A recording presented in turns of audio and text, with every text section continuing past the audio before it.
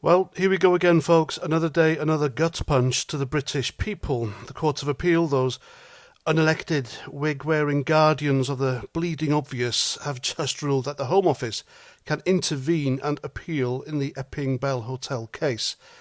Yes, you heard that right. The same Home Office that's been shoveling illegal migrants into every corner of this country like it's their personal Airbnb project.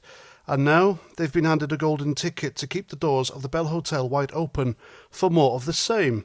Now this is a massive slap in the face to every single UK citizen. Every one of us who's had enough of watching our towns turned into holding pens for people who shouldn't even be here. Epping Forest District Council fought tooth and nail to shut this down. A hotel housing 140-odd asylum seekers plonked right next to schools, sparking protests after one of them was charged with assaulting a 14-year-old girl, I think. And the High Court for once actually listened to the locals and said, enough's enough, clear them out by September the 12th. Common sense, right? Well, you're wrong, because the Court of Appeal, in its infinite wisdom, has decided that Yvette Cooper and her Home Office mates know better than the people who actually live in Epping. So let's be clear, this isn't about compassion. This is about a government that's so spineless it's practically invertebrated. They're bending over backwards to protect the rights of people who cross the channel in dinghies, while the rest of us are told to shut up and like it. The Home Office says closing the Bell Hotel would cause hardship for asylum seekers.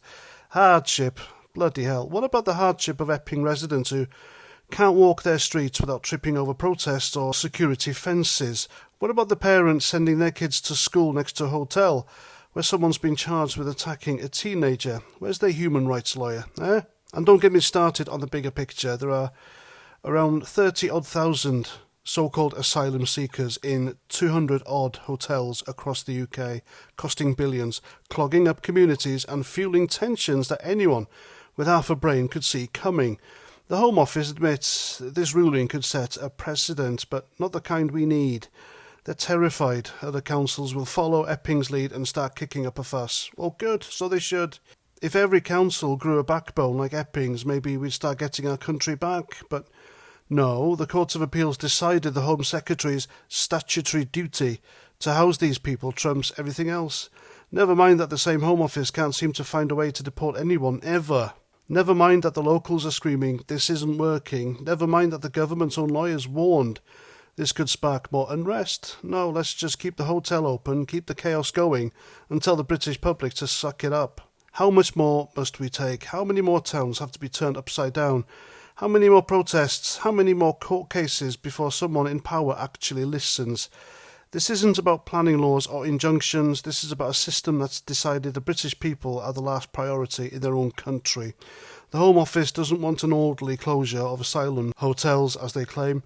They want to keep the gravy train running until the whole thing collapses under its own weight. And when it does, guess who'll be left picking up the pieces? Not the judges, not Yvette Cooper, not Starmer, not Labour, but you and me.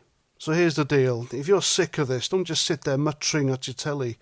Get loud, get organised, follow Epping's example, peacefully though, legally, but relentlessly, because if we don't stand up now, they'll keep walking all over us, and trust me, they've got plenty more boots to spare. This is bloody ridiculous, I tell you folks, absolutely bloody ridiculous. Starmer, Labour, Yvette Cooper, they're not on the people's side at all. And I wonder what their endgame is. Let me know in the comments. And there we go, I'm Paz49, thanks for watching. And until the next time, Roger Trout.